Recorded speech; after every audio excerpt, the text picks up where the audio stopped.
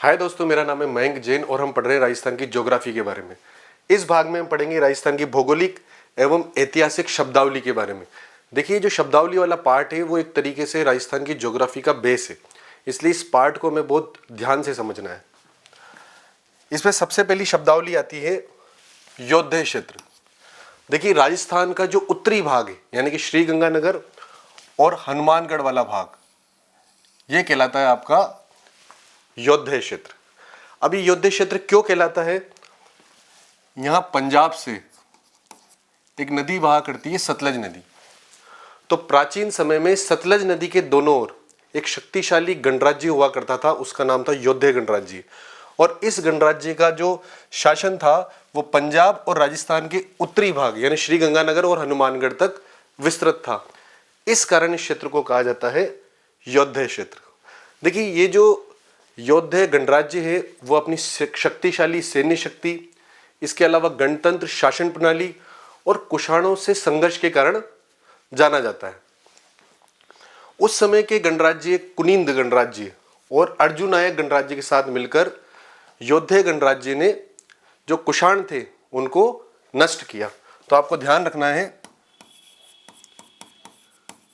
योद्धे गणराज्य ने कुनिंद व अर्जुनायक गणराज्य के साथ मिलकर किसको परास्त किया? कुषाण वंश को नष्ट किया। तो ये साम्राज्य छोटा था लेकिन बहुत शक्तिशाली साम्राज्य में जाना जाता है। कौन सा? योद्धे गणराज्य। दूसरा आपको ध्यान रखना है कि सर्वाधिक जो सिक्के हैं, सर्वाधिक सिक्के राजस्थान में योद्धे गणराज्य के प्राप्त हुए हैं। योद्धे गणराज्य के प्राप्त हुए हैं। देखिए, ये जो सिक्के हैं वो है योद्धे गणराज्य के और इन सिक्कों पर लिखा था योद्धे गणस्य जय। इसके अलावा एक प्रशस्ति आती है प्रयाग प्रशस्ति। प्रयाग प्रशस्ति में उल्लेख है कि समुद्रगुप्त की साम्राज्यवादी नीति के आगे नतमस्तक हुए और लास्ट में ये जो शक्तिशाली योद्धे गणराज्य था वो गुप्त साम्राज्य में विलीन हो गया, यानी उसके अंदर मिल गया। तो आपको ध्यान रखना है कि योद्धे गणराज्य ने किनको नष्ट किया? कुषाण शासकों को। इसके अलावा सर्वाधिक सिक्के राजस्थान में जो प्राप्त हुए हैं वो हुए हैं योद्धे गणराज्य के। आपसे पूछा जाए योद्धे क्षेत्र कौन सा कहलाता है, तो आपको ध्यान रखना है श्रीगंगानगर और हनुमानगढ़ वाला जो पार्ट है वो आपके कहलाता है योद्धे क्षेत्र। इसका स्क्रीनशॉट लीजिए आप।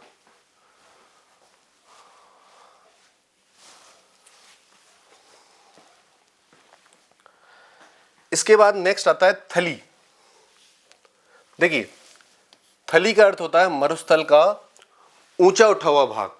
क्या कहलाएगा? थली कहलाएगा। देखिए, आपने देखा होगा जब हम मकान का निर्माण करते हैं तो जो मकान का चौक या जो आंगन होता है वो जमीन से यानी कि रोड से थोड़ा ऊंचा उठा हुआ होता है, जिसे मारवाड़ी भाषा में हम बोलते हैं थली। तो इस तरह का भाग हमें कहां देखने को मिलता है? बीकानेर और चूरू में। तो यानी बीकानेर और चूरू का जो भाग है वो राजस्थान के जो मरुस्थल है उसमें थोड़ा सा ऊंचा उठा हुआ है, तो इस कारण इस भाग को कहा जाता है थली। और ये थली प्रदेश होने के कारण बीकानेर और चूरू में कोई नदी नहीं है। देखिए, यहां पर शिवालिक पहाड़ियों से एक नदी बहा करती थी। वो नदी बीकानेर होती हुई जैसलमेर, बाड़मेर, जालौर होती हुई फ्लो होती थी। लेकिन आगे चलकर जब बीकानेर वाला जो भाग है वो अपलैंड के रूप में यानी उच्च भूमि के रूप में परिवर्तित हो गया, इसलिए अब जो ये नदी है वो घग्गर नदी जो है वो अब कहां बहने लगी? पाकिस्तान की ओर। पहले ये सरस्वती के नाम से बहा करती थी और फिर यहां से घग्गर के नाम से पाकिस्तान की ओर बहने लगी। उसका रीजन है क्योंकि बीकानेर वाला जो पार्ट है, जो मरुस्थल वाला भाग है, वो अपलैंड के रूप में ऊंचा उठ गया और इस कारण से इस नदी ने अपना रास्ता बदल लिया। अब आपको पता है कि नदियां जो होती है वो, ये तो संभव नहीं है कि वो धरातल से पहाड़ की ओर बहेगी।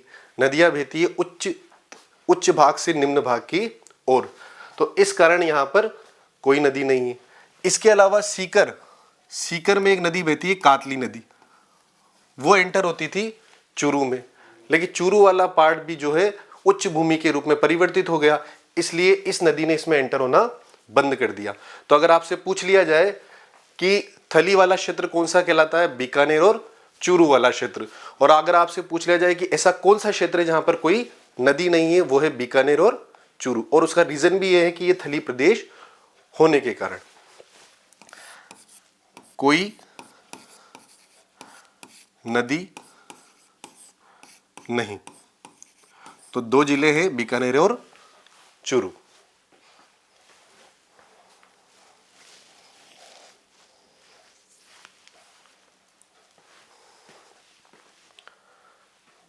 देखिए नेक्स्ट आता है जांगल प्रदेश।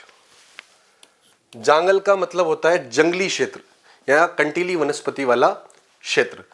इस भाग में आता है एक तो बीकानेर वाला पार्ट, ये देखिए, ये जो आपको बीकानेर वाला पार्ट नजर आ रहा है वो होता है जांगल प्रदेश, और जोधपुर का जो उत्तरी भाग है, यानी कि एक तरीके से फलोदी वाला भाग।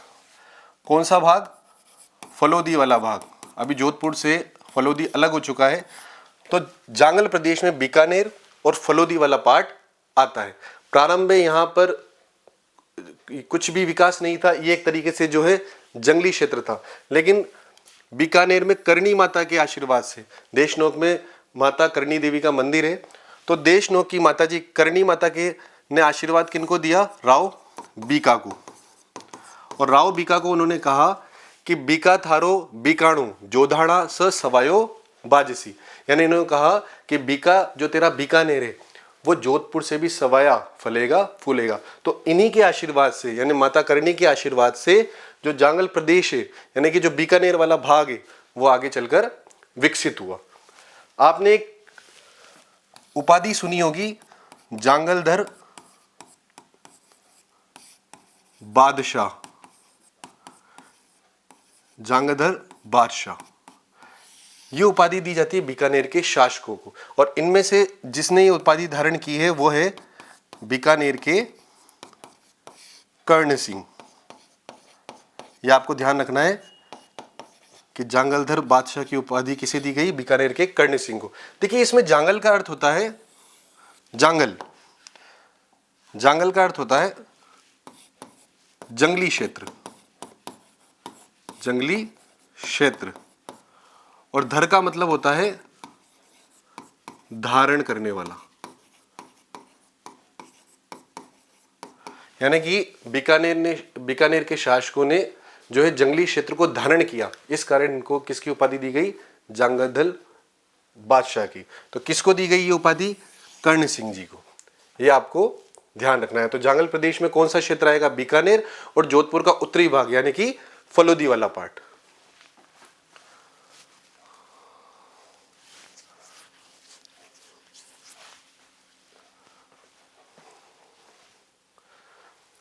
नेक्स्ट आता है इसमें अई छत्रपुर। ये जो अई छत्रपुर जो भाग है, ये नागौर का प्राचीन नाम है, और ये पहले राजधानी हुआ करती थी सपाल दक्ष की, यानी सपाल दक्ष में किसका शासन था? चौहानों का। तो अई छत्रपुर पहले चौहानों की राजधानी हुआ करती थी और बाद में जांगल प्रदेश की राजधानी हुई। तो आपको यहां यह ध्यान रखना है कि अई छत्रपुर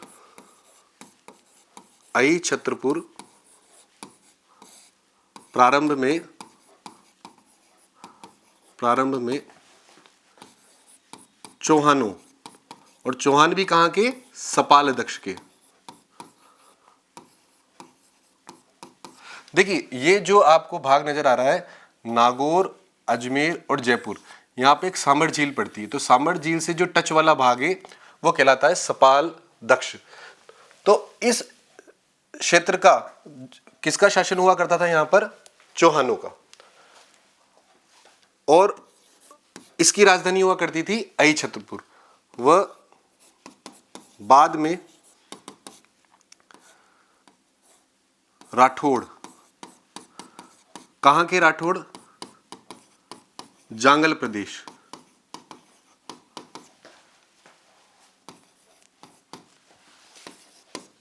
राजधानी बनी। तो आपसे पूछ लिया जाए अई छत्रपुर किसका प्राचीन नाम है? तो नागौर का। और अई छत्रपुर पहले चौहानों की राजधानी हुआ करती थी और बाद में जांगल प्रदेश की राजधानी हुई। इसका स्क्रीनशॉट लीजिए आप।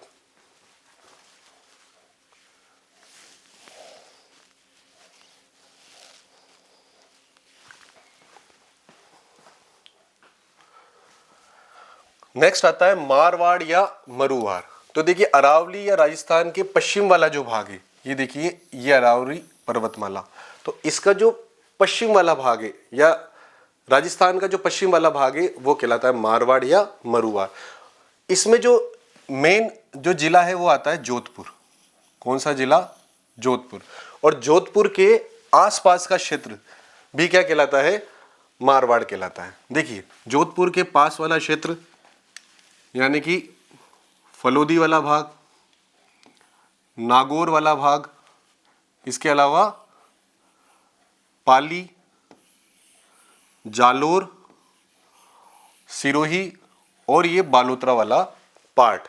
इसके अलावा बाड़मेर का कुछ भाग, जैसलमेर का कुछ भाग, बीकानेर का दक्षिणी भाग और डीडवाना कुचामन जो अभी नया जिला बना है उसका कुछ भाग किस क्षेत्र में आता है? मारवाड़ क्षेत्र में आता है। ठीक है, तो आपको याद रखना है मोस्टली जोधपुर और जोधपुर के आसपास का जो जितना भी क्षेत्र है वो कहलाएगा आपके मारवाड़।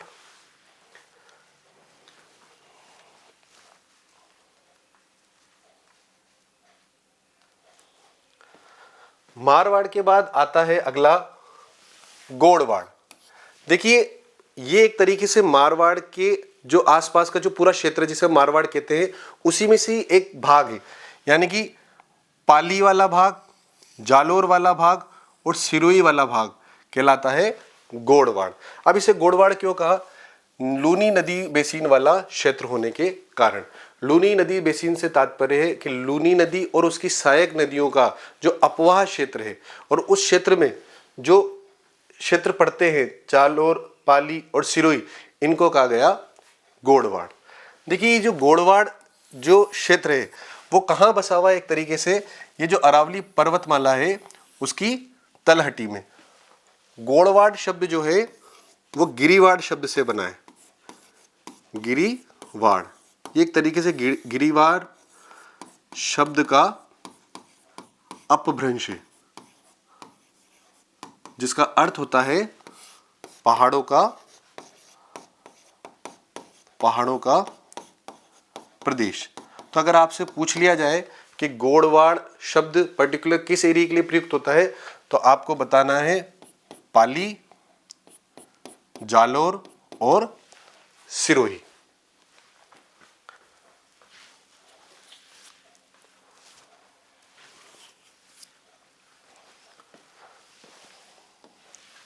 इसके बाद नेक्स्ट आता है मांड या वल। देखिए जैसलमेर में एक गायकी फेमस थी, एक प्रसिद्ध गायकी थी जिसे हम कहते हैं मांड गायकी। और इस मांड गायकी के जो कलाकार हैं वो आपको पाकिस्तान में और जैसलमेर में भी देखने को मिलेंगे। तो ये जो मांड गायकी जिस क्षेत्र में गाई जाती थी उस क्षेत्र का नाम पड़ गया आगे चलकर मांड। तो जिस क्षेत्र में मांड गायकी गाई जाती थी उस क्षेत्र का नाम क्या हो गया? मांड। और मांड के चारों ओर का क्षेत्र यानी कि मांड के चारों ओर का क्षेत्र कहलाने लगा वल। तो यहां पे आपको दो टर्म ध्यान रखनी है, एक तो याद रखना है मांड और दूसरा वल। मांड कहने का कारण है वहां पर सिंगिंग के कारण, वहां पर गायकी के कारण, और उस गायकी के कारण इसको कहा गया मांड क्षेत्र। और मांड क्षेत्र के चारों ओर का जो क्षेत्र का है उसे कहा गया वल्ल क्षेत्र। और ये जो दोनों क्षेत्र है वो आप कहां पढ़ते हैं? जैसलमेर में। तो अगर आपसे पूछ लिया जाए जैसलमेर का जो शब्द है उसके लिए क्या यूज किया जाता है, मांड या वल्ल।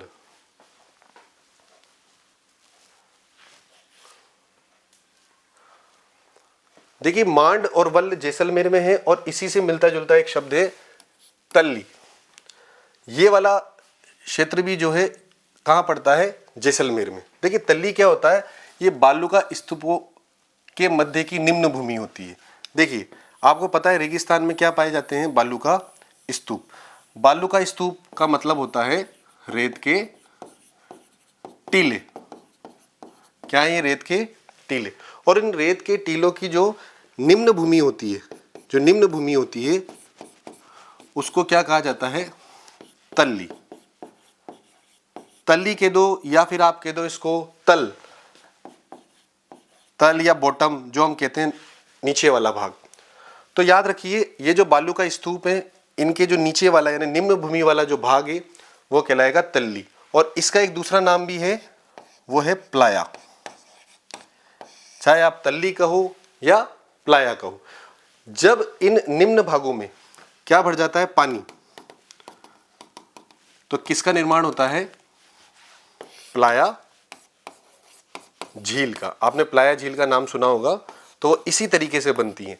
बालू का स्तूपों के निम्न भूमि के अंदर जो है पानी भर जाने के कारण क्या निर्माण होता है, प्लाया झील का। और सर्वाधिक प्लाया झील कहाँ पाई जाती है, आपके जैसलमेर में। इसका स्क्रीनशॉट लीजिए आप।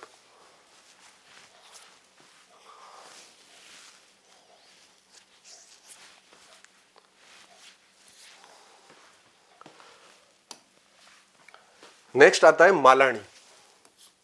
देखिए मालानी जो है वो बाड़मेर का प्राचीन नाम है। बाड़मेर और अब इससे अलग हो गया बालोतरा। तो बाड़मेर और बालोतरा का जो प्राचीन नाम है वो क्या है, मालानी। और ये किसके कारण है, संत मल्लीनाथ जी के कारण, क्योंकि ये क्षेत्र मल्लीनाथ जी की कर्मस्थली रहा है। मल्लीनाथ जी जो हैं वो हमारे जो हैं वो राजस्थान के लोक देवता हैं, इसलिए वो जाने जाते हैं। वो अपने लोक कल्याणकारी कार्यों के लिए जाने जाते हैं, वो अपनी वीरता के कारण जाते हैं। इसलिए उनके सम्मान में एक प्रसिद्ध पशु मेला, प्रसिद्ध पशु मेला, जिसका आयोजन कहाँ होता है, कहाँ बढ़ता है ये मेला, तिलवाड़ा बाड़मेर में। ठीक है। ये मेला जो है चैत्र कृष्ण एकादशी से लेकर चैत्र शुक्ल एकादशी तक इस मेले का आयोजन होता है। इसके अलावा इन्होंने एक पंथ चलाया, उसका नाम था कुंडा पंथ। देखिए कुंडा पंथ में बताया गया है कि गुरु की और ईश्वर की भक्ति के द्वारा आप जो है मानव जीवन को सार्थक बना सकते हैं। तो याद रखना, मल्लीनाथ जी की स्मृति में तिलवाड़ा बाड़मेर में एक पशु मेला भरता है और इन्होंने एक पंथ चलाया, उसका नाम है कुंडा पंथ। और बाड़मेर और बालोतरा वाला जो क्षेत्र है, इसके लिए मालानी शब्द मल्लीनाथ जी के कारण ही प्रयोग में लाया गया।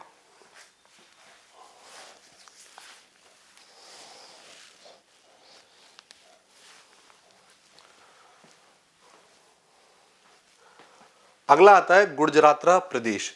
देखिए गुर्जरातरा प्रदेश का सिंपल सा है कि ये जो आपके जोधपुर वाला जो पार्ट है उसका जो दक्षिणी भाग है, वो जो दक्षिणी भाग आपका क्या कहलाएगा, गुर्जरातरा प्रदेश। ठीक है। तो जोधपुर का दक्षिणी भाग कहलाएगा आपका गुर्जरातरा प्रदेश। नेक्स्ट है जाबालीपुर। देखिए जालोर का जो प्राचीन नाम है वो देखने को मिलता है जाबालीपुर। देखिए जाबालीपुर क्यों कहा गया, क्योंकि ये किसकी कर्मस्थली है, जाबाली ऋषि। एक ऋषि हुआ करते थे जाबाली ऋषि, उन ऋषि के नाम पर क्षेत्र का नाम पड़ा जाबालीपुर। जालोर को जालोर कहने का एक रीजन ये भी है कि यहाँ पर जाल के वृक्ष पाए जाते हैं, यानी जो जालोर का जो क्षेत्र है वो चारों ओर से जाल के वृक्षों से घिरा है, इस कारण इस क्षेत्र को कहा जाता है जालोर। देखिए जो जाल के वृक्ष है ये शुष्क क्षेत्रों में यानी रेगिस्तानी क्षेत्रों में पाए जाते हैं। इनके जो फल होते हैं इनको कहा जाता है पीलू, और इनके फलों में विटामिन सी की मात्रा अधिक होती है। इसके अलावा आप ध्यान रख सकते हैं कि इसकी टहनियों का उपयोग दातुन में किया जाता है और इसी वृक्ष को कहा जाता है, इसके उपयोग के कारण, टूथब्रश ट्री, यानी इसका उपयोग किसमें होता है, दातुन करने में। तो आपको यहां पर ध्यान रखना है कि जाबालीपुर जो है वो जालोर का प्राचीन नाम है।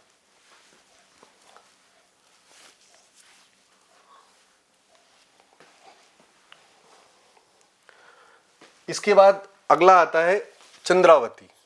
देखिए जो चंद्रावती नगर है ये किसका प्राचीन नाम है, सिरोही का। देखिए चंद्रावती जो है यहां पर प्राचीन समय में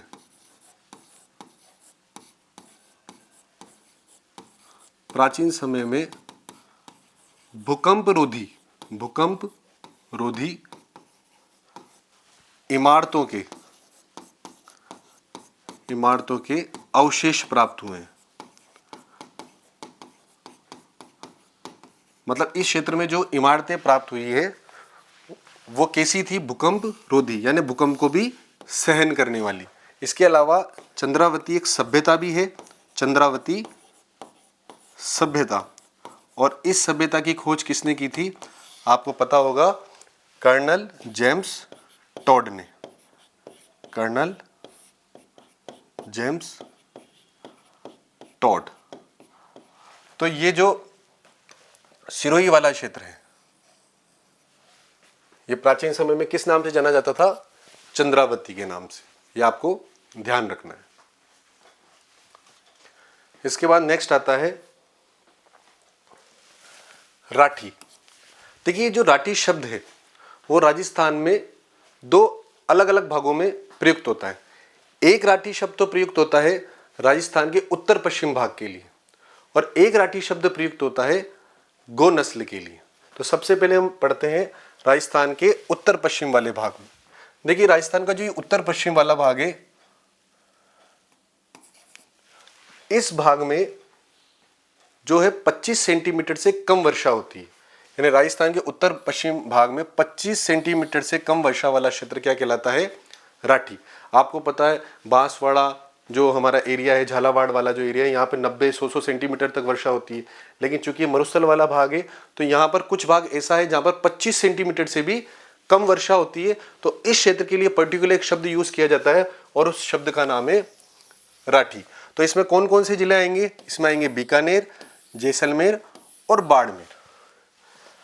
ये आपका बीकानेर वाला पार्ट, ये जैसलमेर वाला पार्ट और ये बाड़मेर वाला पार्ट। ये वाला पार्ट क्या कहलाएगा, राठी, क्योंकि यहाँ 25 सेंटीमीटर से जो है कम वर्षा होती है।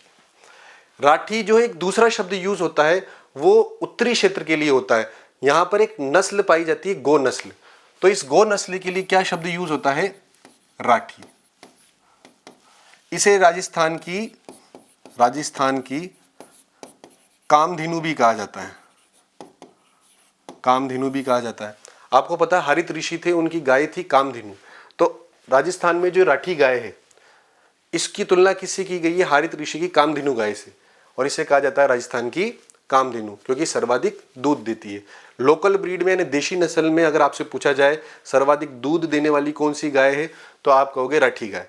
लेकिन अगर आपसे पूछा जाए विदेशी ब्रीड में सर्वाधिक दूध देने वाली गाय है तो वो है होलिस्टिक गाय। याद रखना, होलिस्टिक गाय जो है वो देती है सर्वाधिक दूध, और देशी ब्रीड में राठी गाय, जो कि राजस्थान के उत्तरी क्षेत्र यानी कि श्रीगंगानगर, हनुमानगढ़, बीकानेर और चूरू वाले पार्ट में पाई जाती है। तो कहने का मतलब है कि राठी जो शब्द है वो दो अलग अलग अर्थों में प्रयुक्त होता है। एक शब्द तो होता है 25 सेंटीमीटर से कम वर्षा वाला क्षेत्र जिसमें बीकानेर, जैसलमेर और बाड़मेर वाला पार्ट आएगा, और एक राठी शब्द यूज होगा गो नस्ल के लिए, और वो उस गो नस्ल का नाम है राठी। और राजस्थान की कामधेनु किसे कहा जाता है, राठी गाय को। रीजन सर्वाधिक दूध देने के कारण। इसका स्क्रीनशॉट लीजिए आप।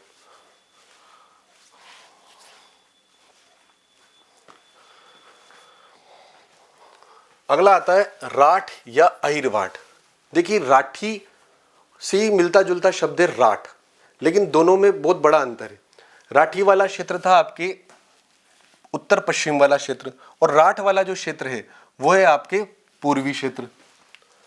तो कोटपुतली से लेकर बानसूर तहसील तक का जो क्षेत्र है वो कहलाता है आपका राठ या अहिरवाट। देखिए इसको अहिरवाट क्यों कहा जाता है, क्योंकि यहां पर अहिर जाति का बाहुल्य है। किसका बाहुल्य है? अहिर जाति का बाहुल्य क्षेत्र होने के कारण, या फिर हम कह सकते हैं यादव राजवंशों के द्वारा शासित क्षेत्र होने के कारण इसको राठ या अहिरवाट कहा जाता है। तो पर्टिकुलर अगर स्थान देखना हो तो कोटपुतली से लेकर बानसूर तहसील तक का जो भाग है वो कहलाता है आपका राठ और अहिरवाट। आपको कंफ्यूज नहीं होना है राठी और राठ में। राठी जो शब्द आएगा वो आपके पश्चिम वाले, उत्तर पश्चिम वाले भाग के लिए आएगा, और जो राठ या अहिरवाट शब्द आएगा वो आएगा पूर्वी भाग के लिए। ठीक है।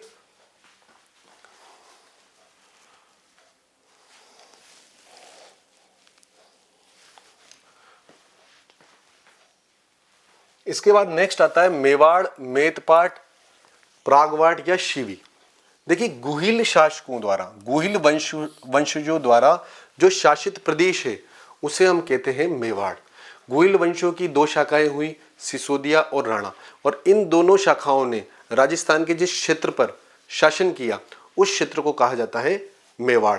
तो इसमें मोस्टली कौन कौन से जिले आते हैं? इसमें मोस्टली आता है एक तो उदयपुर जिला, या आपका उदयपुर जिला, और इसी उदयपुर जिले से अभी अलग हुआ है सलूम्बर, यानी कि सलूम्बर भी इसके अंदर ही आएगा। इसके अलावा मोस्टली आता है इसमें चित्तौड़गढ़ वाला पार्ट। ठीक है। इसके अलावा राजसमंद और भीलवाड़ा, ये चार जिले आपके क्या कहलाते हैं? मेवाड़। उदयपुर, चित्तौड़, राजसमंद और भीलवाड़ा।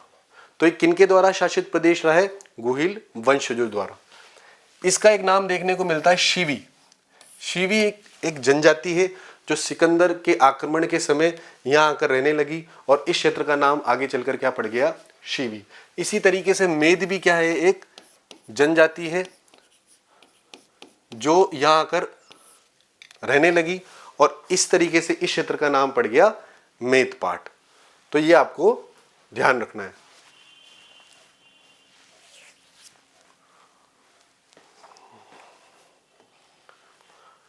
अगला है ऊपरमाल।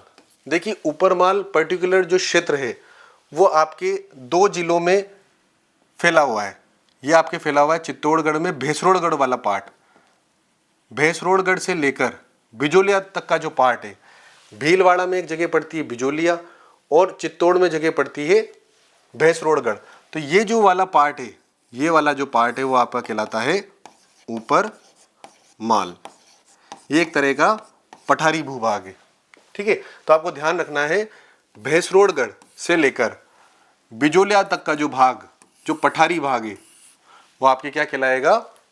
ऊपरमाल। ये टर्मिनोलॉजी, ये सीधा सीधा प्रश्न पूछा जाता है कि ऊपरमाल वाला क्षेत्र कौन सा है, तो आपको बताना है भैंसरोड़गढ़ से लेकर बिजोलिया तक का क्षेत्र, यानी पठारी भूभाग।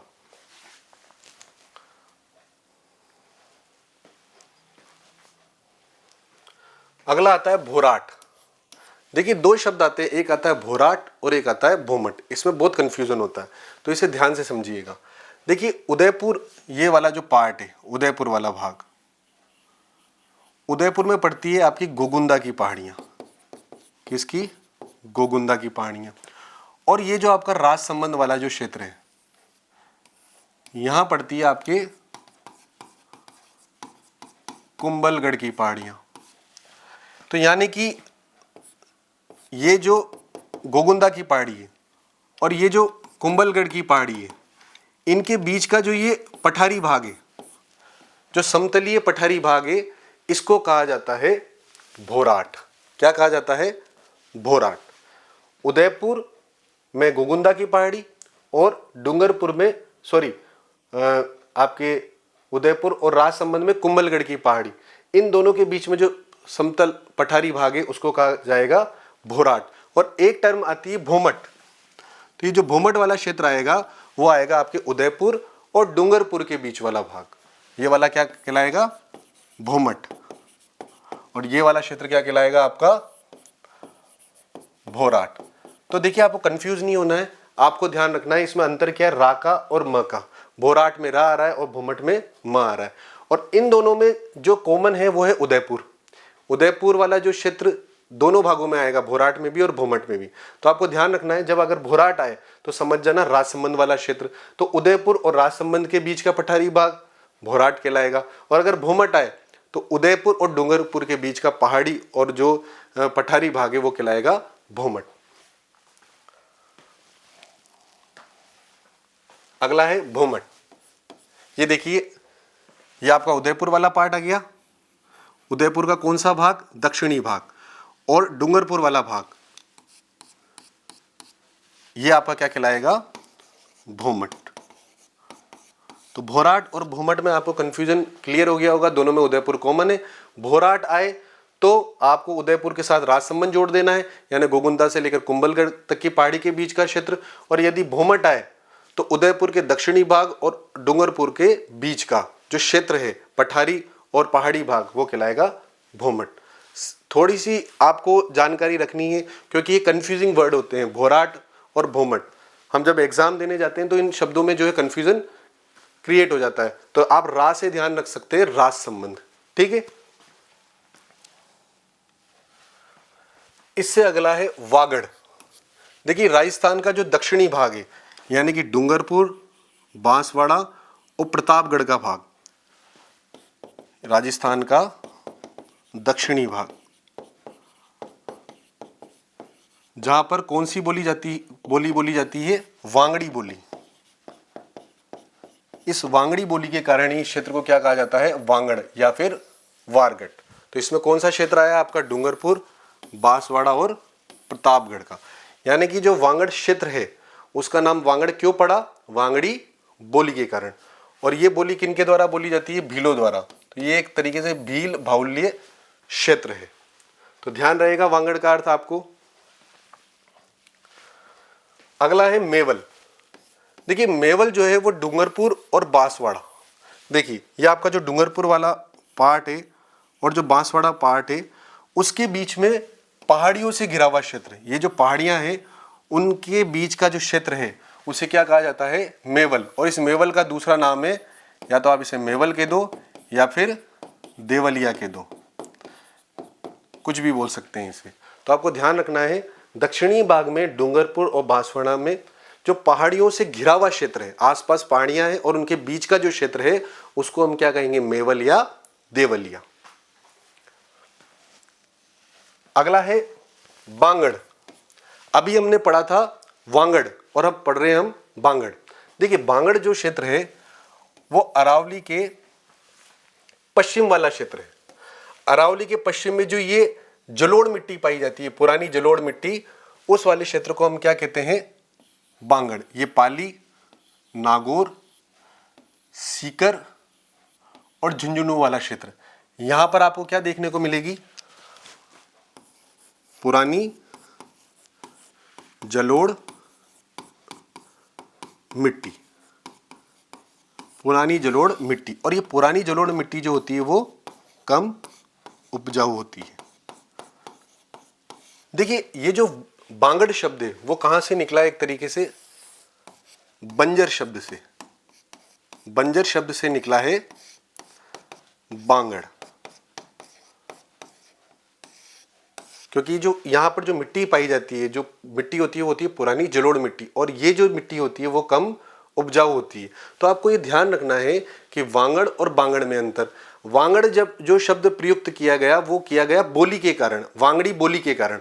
और बांगड़ जो शब्द प्रयुक्त किया गया वो प्रयुक्त किया गया पुरानी जलोढ़ मिट्टी के कारण। तो पुरानी जलोढ़ मिट्टी जो कम उपजाऊ होती है उस क्षेत्र को, जहां पर ये मिट्टी पाई जाती है, पाली, नागौर, सीकर, झुंझुनू में, इस क्षेत्र को क्या कहा जाता है, बांगड़। इसका दूसरा नाम है बांगर। एक बिंदी का अंतर है, लेकिन आपको इसमें कंफ्यूजन क्लियर रखना है। वांगड़ तो है बोली के आधार पर और बांगड़ जो है वो है पुरानी जलोढ़ मिट्टी के आधार पर।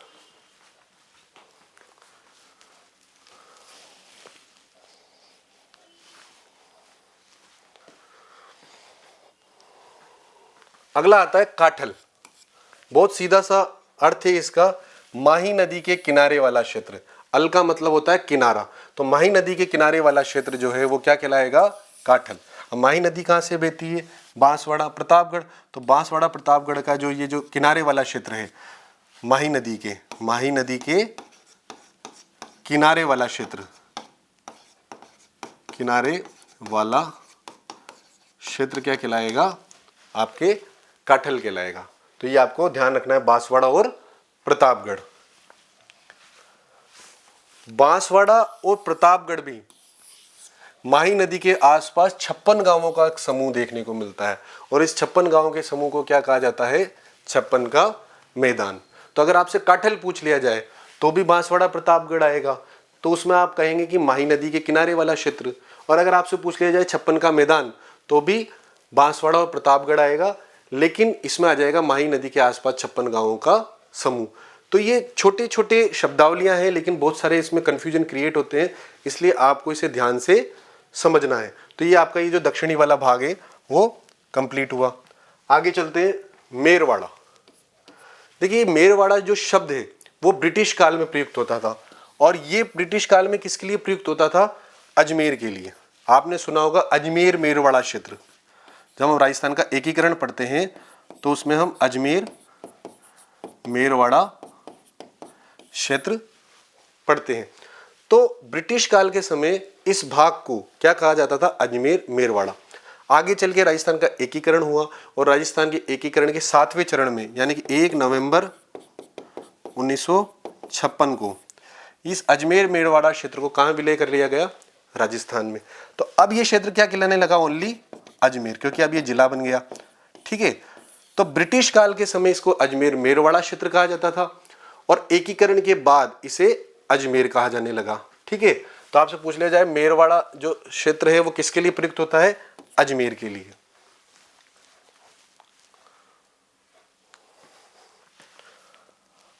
अगला है सपाद लक्ष्य। सपाद लक्ष्य का अर्थ होता है 1.25 लाख गांवों का समूह। देखिए इसमें कौन सा क्षेत्र आता है, इसमें आता है आपके नागौर, अजमेर और जयपुर। अगर हम पर्टिकुलर बात करें तो यहां पर एक झील होती है सांभर झील। ये जो सांभर झील है, सांभर झील, इस सांभर झील से जो टच वाला एरिया है वो वाला क्षेत्र कहलाता है सपाद लक्ष्य। इससे टच होता है नागौर, इससे अजमेर और इससे जयपुर वाला भाग टच होता है, जिसे हम क्या कहेंगे, सपाद लक्ष्य। और इस सपाद लक्ष्य क्षेत्र में, इस सपाद लक्ष्य क्षेत्र में किसका शासन रहा, चौहानों का। और आपने अभी पहले पढ़ा था कि अभी जो सपाद लक्ष्य की जो राजधानी हुआ करती थी वो पहले क्या हुआ करती थी, अई छत्रपुर। और ये अई छत्रपुर यानी नागौर बाद में किसकी राजधानी बनी, जांगल प्रदेश के राठौड़ों की। तो आपको ये ध्यान रखना है कि सांभर झील के जो आसपास का क्षेत्र है वो आपका कहलाएगा सपाद लक्ष्य। लेकिन अगर मोस्टली पूछा जाए कि सपाद लक्ष्य क्षेत्र किसके लिए यूज होता है, तो मोस्टली यूज होता है वो अजमेर के लिए। और अगर आगे पूछा जाए डिटेल में तो नागौर और जयपुर के आंशिक भाग के लिए भी क्या यूज होता है शब्द, सपाद लक्ष्य। तो ये था राजस्थान के भौगोलिक और ऐतिहासिक शब्दावली का पार्ट 1। इससे आगे की शब्दावली हम पार्ट 2 में पढ़ेंगे। आशा करता हूँ आपको ये टॉपिक समझ में आया होगा। इससे संबंधित अगला टॉपिक मिलते हैं नेक्स्ट वीडियो में। धन्यवाद।